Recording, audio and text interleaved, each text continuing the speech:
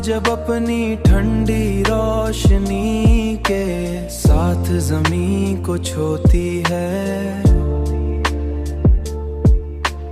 और सितारे खामोशी से आसमान को सजाते हैं, आसमान को सजाते हैं,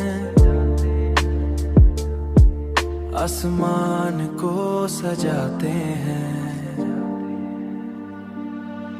तू दिल के अंदर एक अजीब सी बेकरारी जाग उठती है।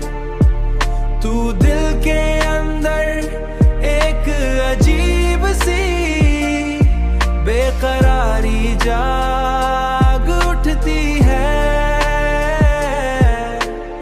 इन्हीं लम्हों में तुम्हारी आँखों की वो गहरी चमक याद आती है जो कभी मेरी दुनिया की सबसे बड़ी रोशनी हुआ करती थी,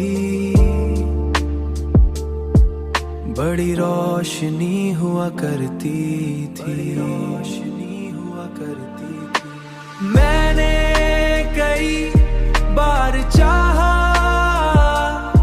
कि उस याद को दिल से मिटा दूं।